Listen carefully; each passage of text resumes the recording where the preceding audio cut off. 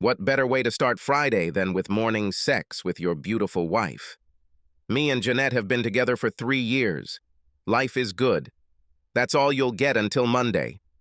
Are you afraid that others will become jealous when they hear your joyful cries? Something like that. Well, in that case, see you until Monday, too.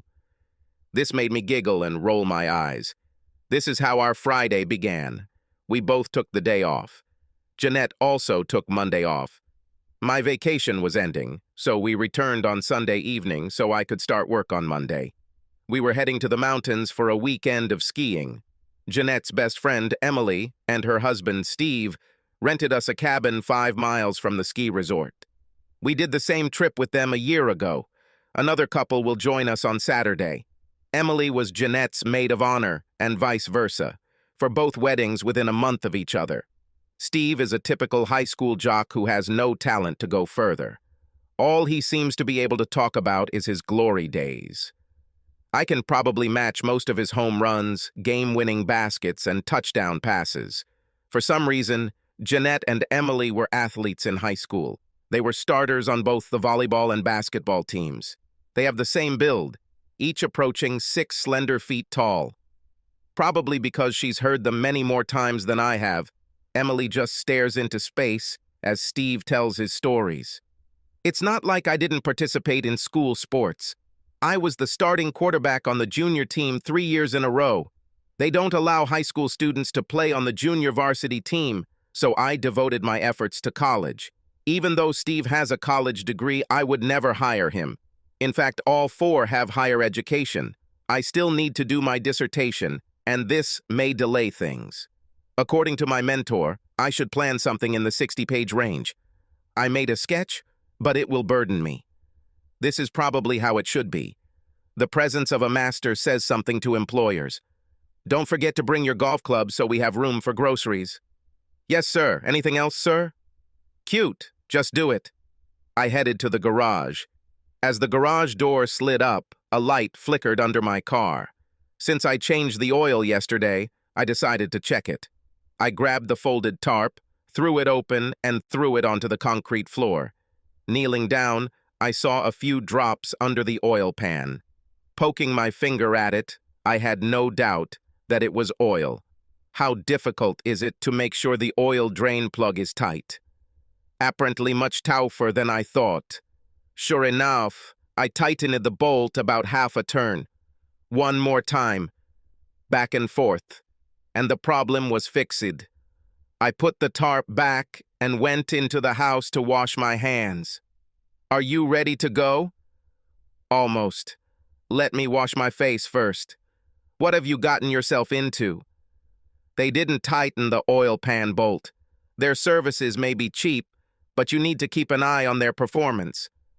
Hurry up, otherwise we'll be late. Yes, sir. This earned me a stern look, complete with pursed lips. We met Emily and Steve at the grocery store near the cottage, if you can call 10 miles close. You would have thought that we would stay for a month. 2 full shopping carts, that's something. Opening the trunk, I saw my golf clubs. Damn it, Dale! I asked you to take them out. The back seat was littered with sleeping bags and suitcases. They were joined by a jumble of foods. Only a few bags fit in the trunk. Jeanette was silent on the last stretch of the way to the hut. Having reached the hut, we began to empty the cars. I started in our back seat. After several trips, Emily and I returned to the cars. We walked past Jeanette and Steve with our hands full. Emily. I grabbed the last bag of groceries from the car. I heard her trunk slam shut. I fell a little behind Emily as she walked to my car. My trunk was open and 2 bags were left there. In the distance, we heard a very loud explosion. Emily and I looked up at the mountain and saw the start of a small avalanche. I've seen this happen twice already. They fall in a cascade for about 10 seconds and then stop. This time, everything was different. What started out as something about 20 feet across has now expanded to several hundred feet. You could hear him approaching, like a train approaching. Crap! He's heading towards us! In the car! In the car!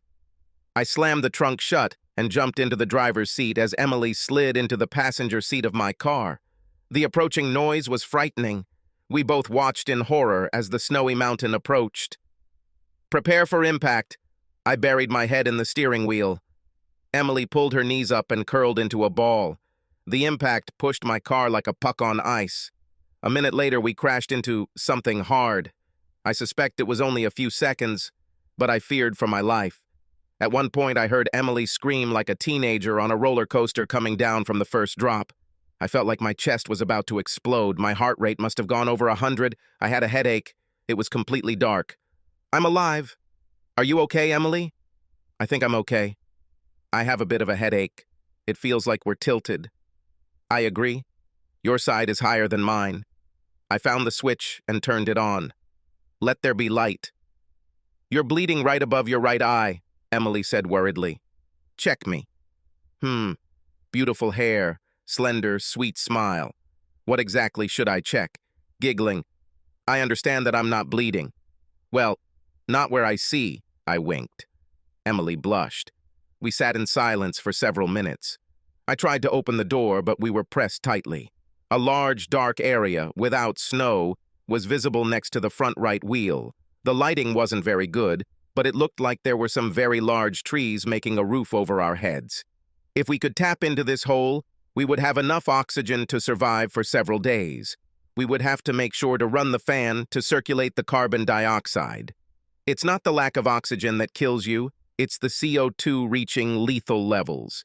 "Did you happen to take the last bag of groceries with you?" Emily shook her head negatively and asked, "Do you think Steve and Jeanette survived?" "I don't know.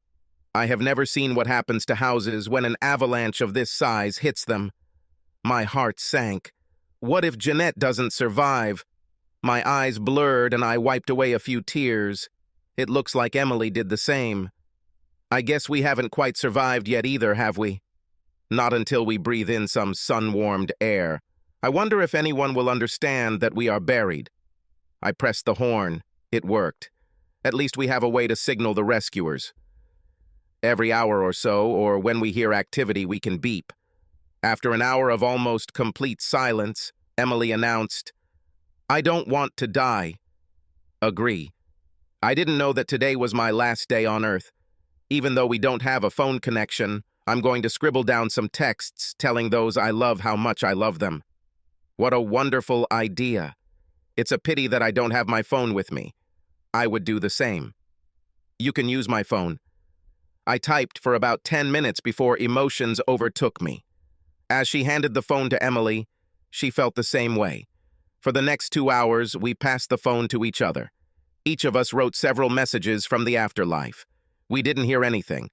The battery seemed to hold up well, but we turned off the dome light when we were resting. "I'm a little cold," Emily said worriedly. "It's a pity we didn't empty the trunk first." The sleeping bags were still in the back seat. There is a way to get into the trunk by lowering the rear seats. I have winter gloves and a raincoat. I think I have windbreakers. Climbing into the back seat, I felt for the latch. It worked. Using my cell phone for light, I stuck my head into the trunk. A minute later, I was already wearing gloves, hats, coats, and raincoats. I also grabbed the last 2 bags of groceries. Yummy, celery sticks, frozen cauliflower, and potato chips were the highlights. We weren't going to starve. Remembering that I had a couple of energy drinks in my golf bag, I took them out of the trunk. I couldn't help but burst out laughing when I saw Emily in a golf suit. "Warmer?" "Yes, it really helps. Can I offer you a stick of celery?" "If you do not mind." "I'll make an exception for you." I stretched out in the back seat and put on the remaining golf suit.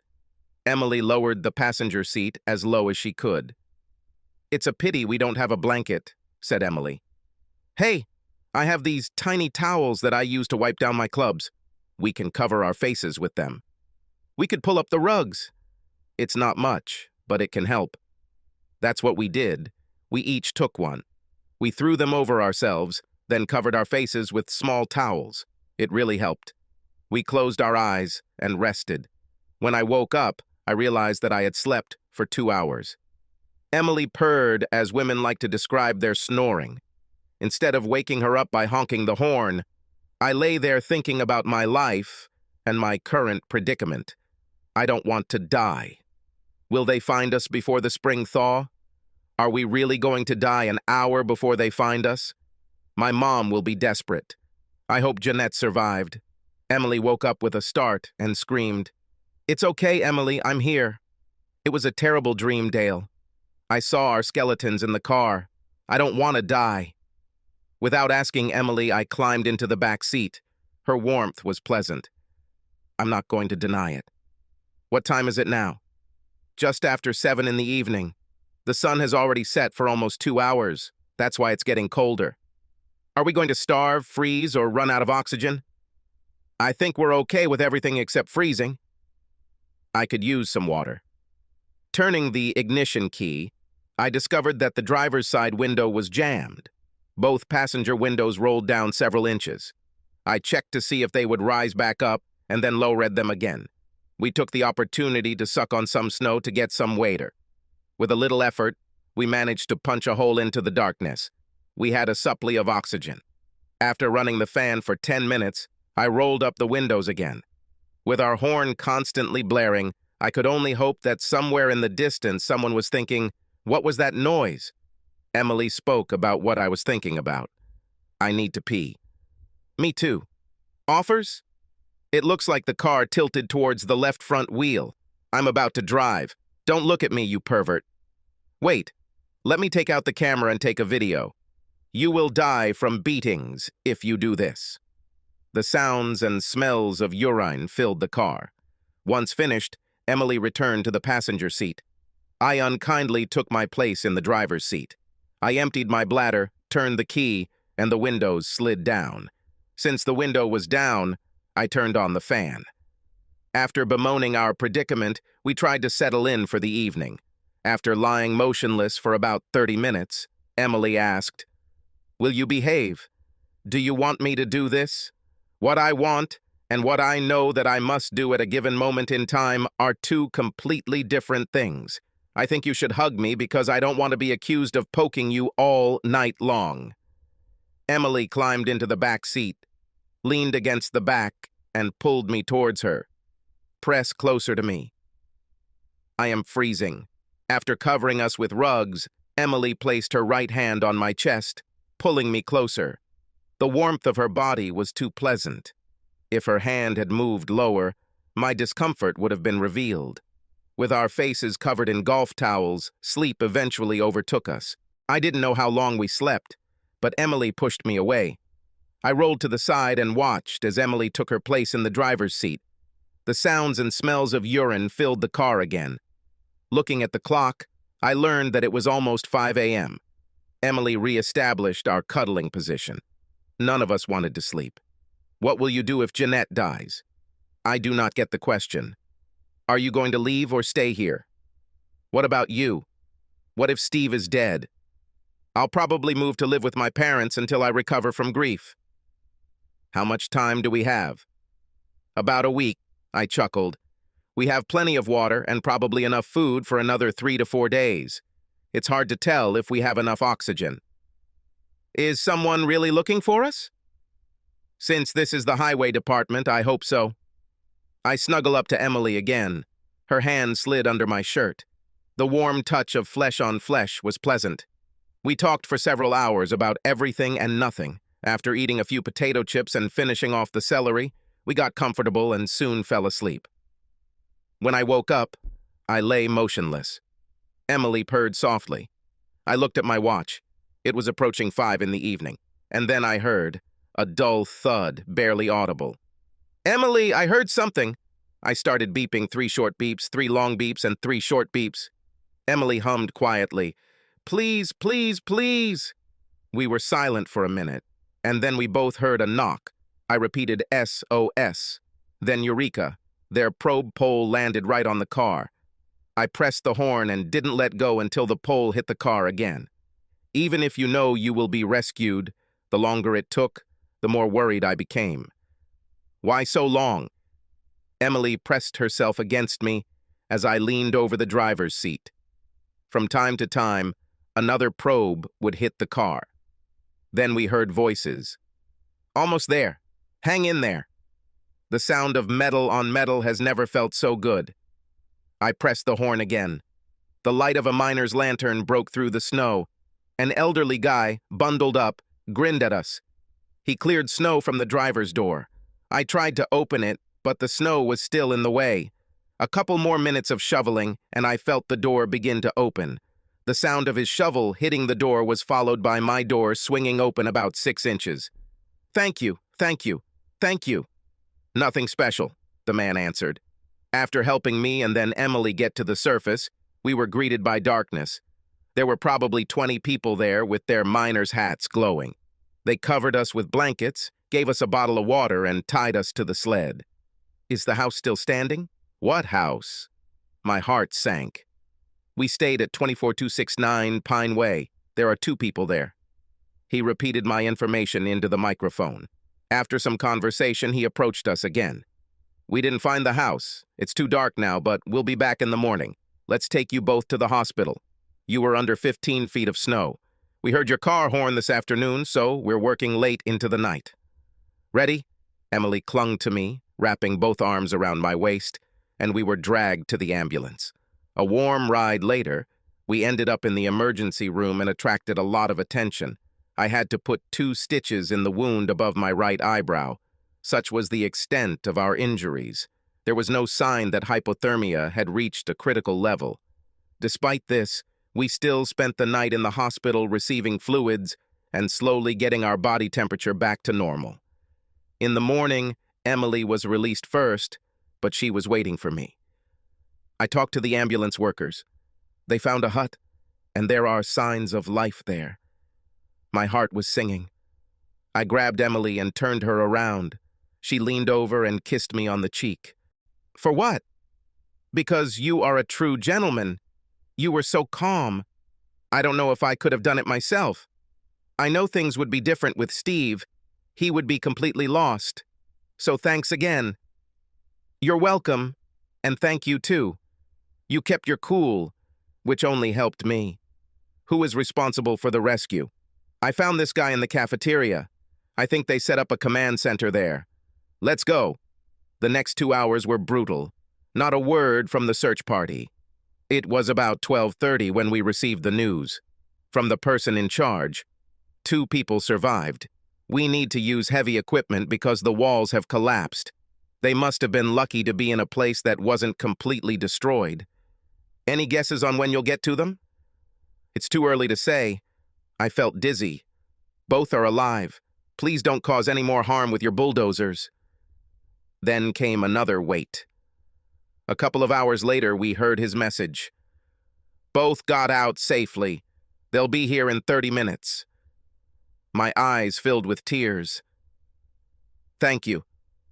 Emily and I hugged again. I emptied my cell phone, telling all my relatives what had happened. Nobody had the slightest idea. Everyone knew that we were skiing and did not connect the avalanche with our trip. Now everyone was excited. I met Jeanette's stretcher, and Emily did the same with Steve. Both were filled with tears at the reunion. Only after lunch were we allowed into their rooms. We spent the first 10 minutes clinging to each other and whispering, "I love you." "Hi, baby. How was your weekend? A lot of snow? Yours?" Yes, there were a few snowflakes there. Her giggle was music to my ears. Her kisses were warm and her hugs divine. Emily and I managed to get into my car before it crashed. How did you two survive? Pure luck. We heard a loud roar and then a boom. Chaos ensued. We were just setting things up in the kitchen when it hit.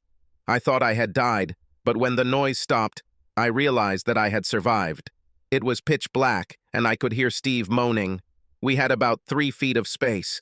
We stood still for about 10 by 20. That's luck. Did you have food or blankets? A few apples and a rug on the floor. I thought we would starve if we didn't freeze first. All we had were back parkas and carpet. Any injuries? I have a lot of small cuts and scratches. Steve twisted his ankle badly. How long will they keep you? At least for the night.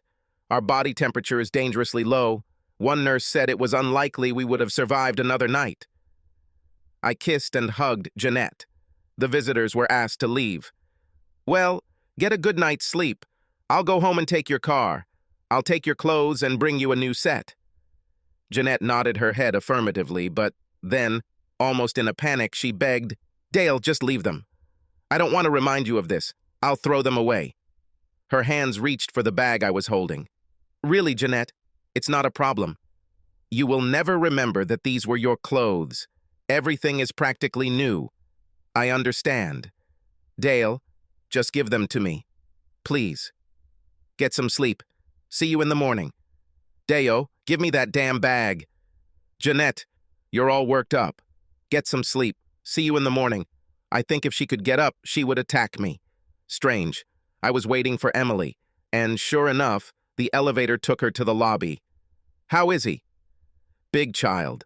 I swear he doesn't tolerate anything unpredictable. How is Jeanette? I think it's pretty good.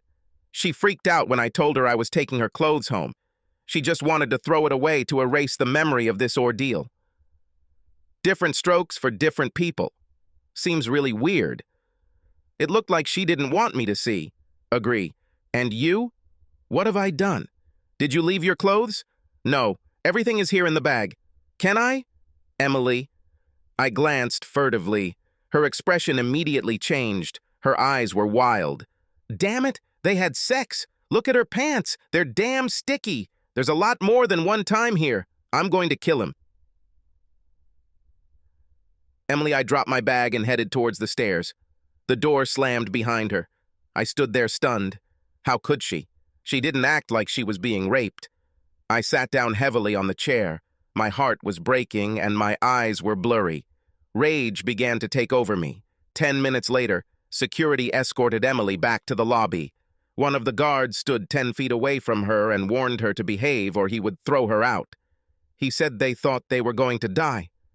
He didn't tell me how many times. Several, he answered. We thought we were going to die too. What the heck? I wanted to crash into something. I could never remember being so angry. After a moment of silence, tears began to flow down our cheeks. The phone rang. Uber will arrive in 2 minutes. You can come with me, I'll take you home. Okay, she said quietly through tears. It was an awkward hour. It hurt both of us. As I pulled up to her house, Emily leaned over and kissed me on the cheek. Hang in there, Dale. You too, Emily. Thanks for a fun weekend. A smile broke through the tears. You are the one I will always remember. My trip home was sad. My emotions filled the entire board. Kill her, hug her, leave her, forgive her, and finally ask, why? Sleep did not come easily. In the morning, I completed all the necessary procedures. After grabbing some food, I went into my office. Having explained my weekend, I got today and tomorrow off.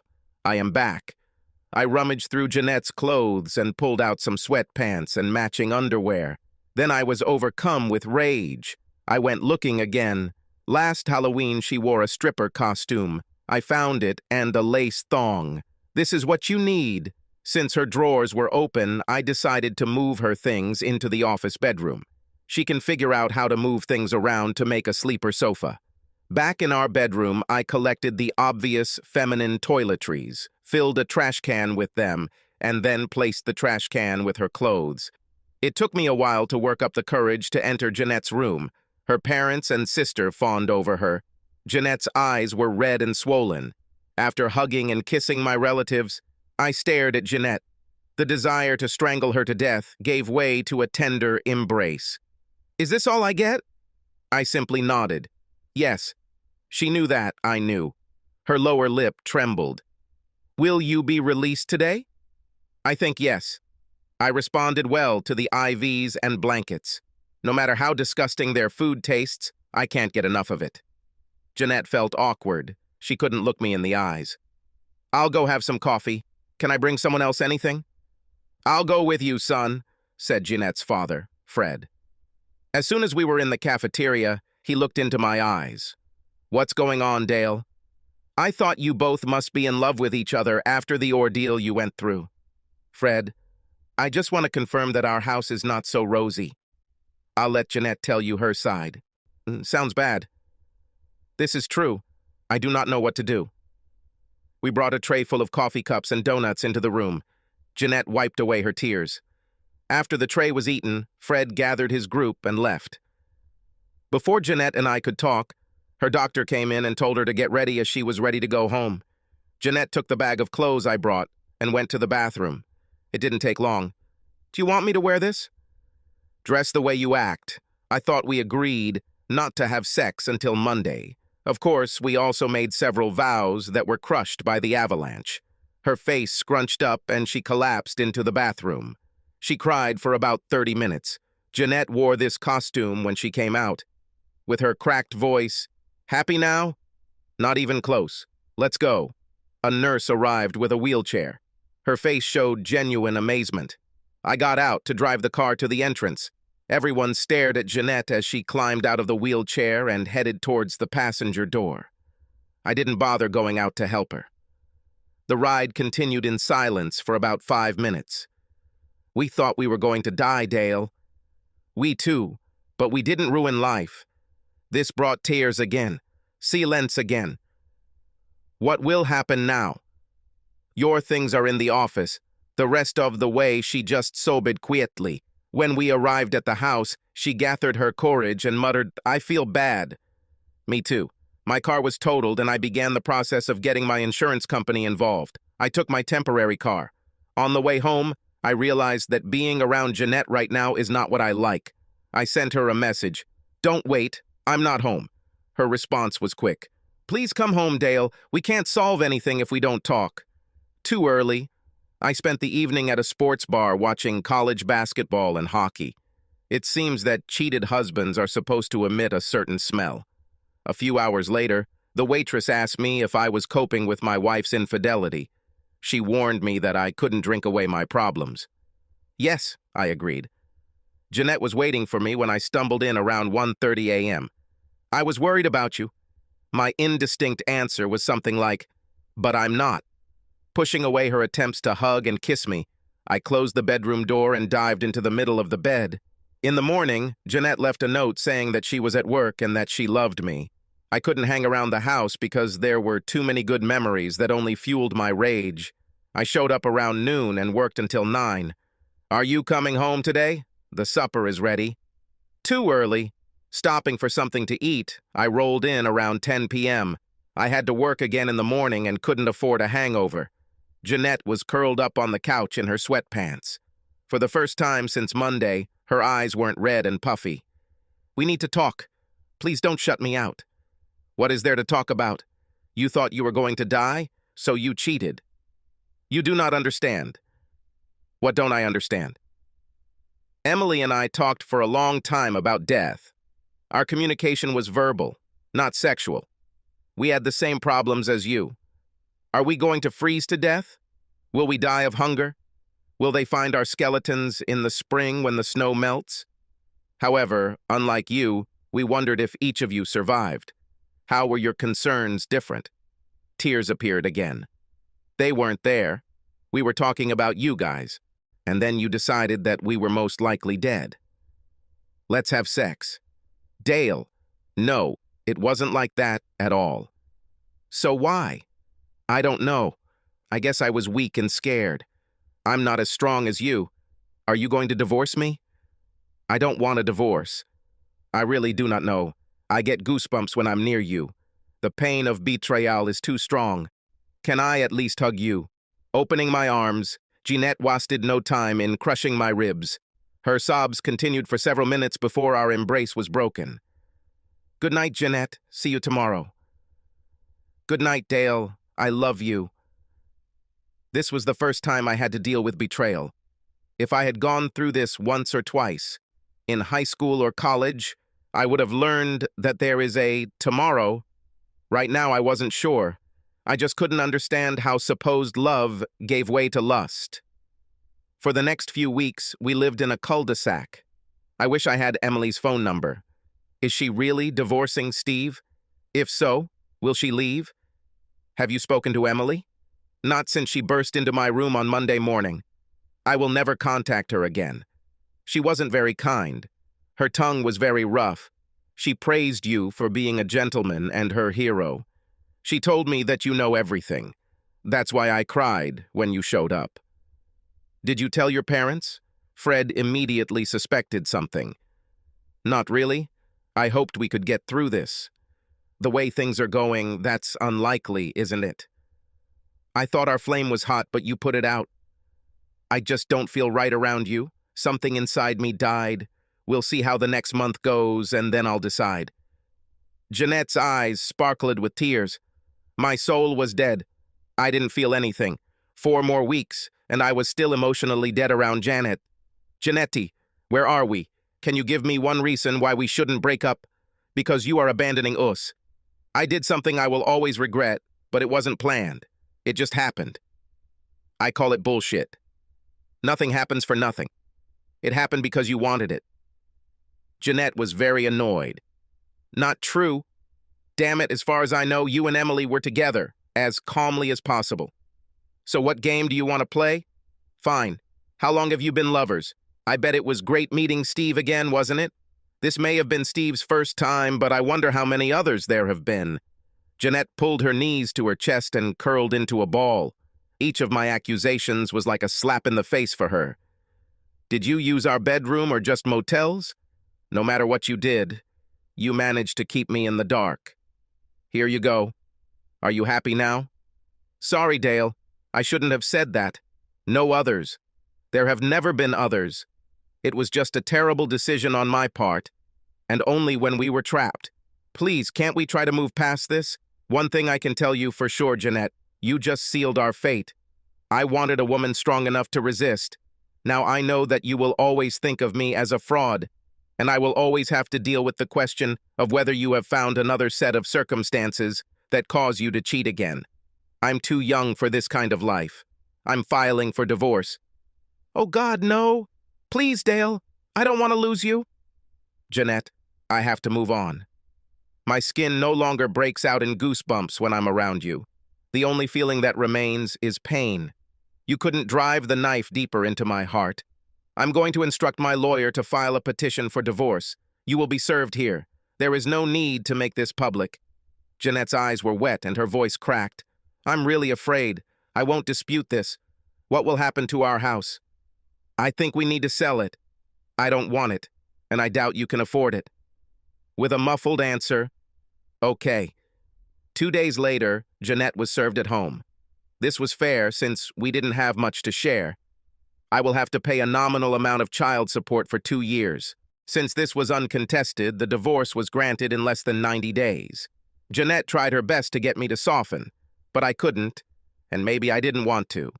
I moved out shortly after submitting my documents. As predicted, since Jeanette couldn't afford the mortgage, the house was sold and what little was left was divided in half.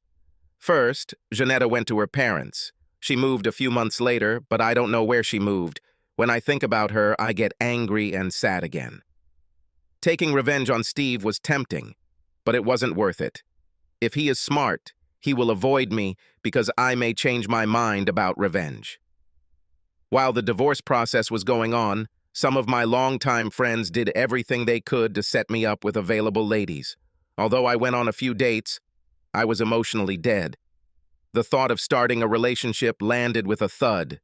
Is this something I have to look forward to? 5 months have passed since the avalanche. After attending several by-invitation-only job fairs, I received 2 very attractive offers. I loved my current job, but it really couldn't compete with these offers. They told me this when I shared my suggestions with them. I got a position on the West Coast, near Palo Alto. My things fit comfortably in the car. My new apartment was no more lonely than the previous one. And that wasn't any better either. I needed a personal life that included women. I no longer knew what I wanted from life. One of these evenings, I remembered all those text messages that I had composed. Reading them warmed my soul. Telling those you love how much they mean to you was uplifting. I decided that I had to start living the life of a single person. I felt like I was spying or reading someone's diary. One by one, I read the texts that Emily composed. She was much more talented in her creativity. When I read her letter to my mother, my heart began to beat wildly. I may not have married the man of my dreams, but at least I will die in his arms. Jeanette is so lucky. I had to find a way to contact Emily.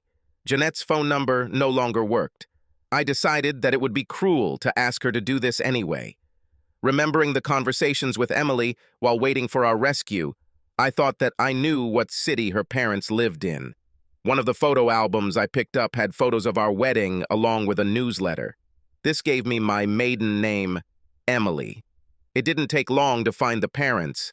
I left a message for her mother to call me. Dale? Emily? Is this really you? How are you? Oh, Dale, I'm so glad you called. I missed you so much. I'm great. What's going on in your world? I got my master's degree and got a job on the West Coast. I've only been here for a month. Is Jeanette with you? No, I just couldn't get past it. We have been divorced for several months now. What about you? Still with Steve? No, same as you. We lived together for a couple of months, but it was too hard for me. God, I'm so glad you called. What led to this? Last week, I was throwing myself another self-pity party, and I found those lyrics that we wrote when we thought we were going to die. After reading them, I felt better. Wow, I completely forgot about them. Oh, I bet you've read mine too? The man of your dreams, right? I never knew. She was my best friend. Best friends never let such things be known. So, where are you now? In Chicago. You said on the West Coast. Where? In Palo Alto. We have an office in San Jose. How close is it? Palo Alto is about 20 miles from San Jose, the airport I usually use. Maybe I can convince the boss to let me visit this office. Or maybe I should think about visiting the Windy City. Really, Dale? It would be so nice to see you. I won't do anything this weekend. I know well where the airport is, so I can pick you up. How about we check the flights for Friday evening? Can you find me a place to stay? Yeah, let me work on that. Well, you know I didn't want any problems with your guys. I'll deal with them. Are you sure your girlfriends will let you go? Just like you, I will deal with them. If things get worse, I'll bring a few with me. Great idea. They can entertain my boys while you and I play checkers. I like your sense of humor, Emily, and that's just one of the many things I love about you, Dale. We talked for another 90 minutes. It was so nice to hear her voice again. So many good memories came flooding back. It was all I could do to not think about Jeanette, but I managed. On Friday, I went to work early and left around 11 a.m. When I arrived in Chicago, I texted Emily that I was heading to the passenger pickup. Dale! Here! I picked Emily up and spun her around as we hugged. I received the warmest kiss this year. Glad you were able to come. Hungry? Yes, I guess I need to eat. Take me to your favorite place. Let's go. Do you want to get behind the wheel? Not really. You can take the driver's seat, just in case you need to relieve yourself. Giggling. Can you believe what we had to do? I remembered this test so many times. It was something. After a wonderful dinner at the Texas Roadhouse, Emily headed back to the highway. My heart slowed a little as she pulled into the Holiday Inn parking lot. Usually my out-of-town guests stay here. I have other plans for you, she said with a sparkle in her eyes. It won't hurt, right? Only if you resist. I'm not going to give up. As soon as we got to Emily's apartment, she ran into my arms. Kiss me. Slow touches of the tongue gave way to a serious massage of the mouth. My hands wandered, but much more slowly than Emily's. Pushing me back, they sensually tore off my jacket and shirt. Your turn. I pulled Emily's blouse out of her pants, then unbuttoned the blouse from the bottom up. Emily pulled my head to her chest. I didn't need any further instructions. My arms roamed freely around my lower torso. After a few minutes, she asked me to stand up. The belt offered little resistance, and soon the trousers slid to the floor. Be careful there. It's been a while, and I might be a little hasty with the giveaway. I hope you brought at least a 6-shooter with you. How about you let me get the first one out of the way? I like your thought process.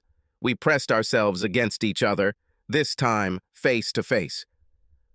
Should I bring you anything? A little Viagra? How about a drink or a snack? Not really. I'd rather hug you. Apparently, this was correct. We fell asleep under the blanket. I heard the sound of the shower running as the sunlight warmed my face. Standing naked and drying her hair with a towel, Emily greeted me. "Good morning, darling. Did you enjoy it last night? Was it a dream or reality?" "I had both. You lasted much longer in my dreams." I stuck my tongue out at her. "Get your ass out of bed. We have a whole day ahead of us. It was a wonderful weekend. On Sunday evening, we parted, having previously agreed that Emily would fly to San Jose in 2 weeks. When my turn to have fun was over, I realized that I was falling in love with Emily. Her face when we parted told me that she might be feeling the same way. I received confirmation in the middle of the week. "Good evening, Emily." "How is work going this week?" "Very good, Dale. That's why I'm calling you. They have an opening in their San Jose office, and I checked and qualified. And I have strong feelings for you, but if you don't feel the same, then I'll back off. And if I say, I think I'm falling in love with you, will it help you make a decision? Yes, yes, yes. Yes, this will help. Or yes, will you still think about changing jobs? Smart ass, yes. I love you and I'm going to take this job." We talked for another hour. I was tasked with finding a suitable apartment for us within a reasonable distance from her office, the airport, and my office.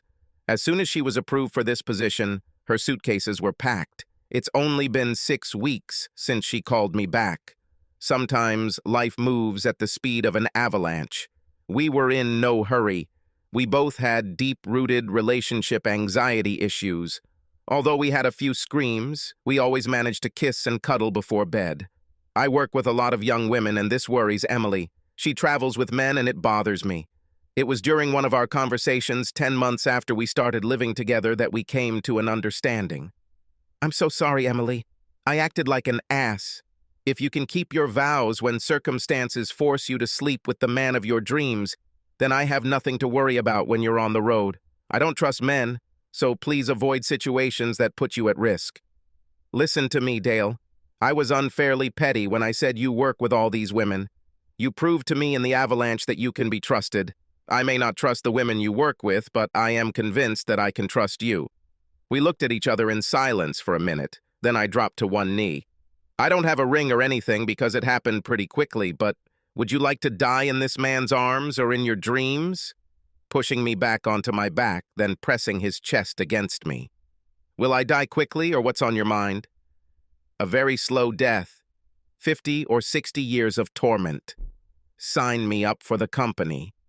We enjoyed a small wedding ceremony in San Jose and then a honeymoon as far away from the snow as possible. We never skied again, and we have no desire to. Our careers became our children. But 8 years later, we expanded our family when Sarah was born. She looks like her mother. Her sister Maggie came along 2 years later, and it will be a little more difficult for her as she is very similar to me. We learned through social media that Steve had remarried and fathered a child. We also learned that Jeanette moved to Maryland and has 2 children.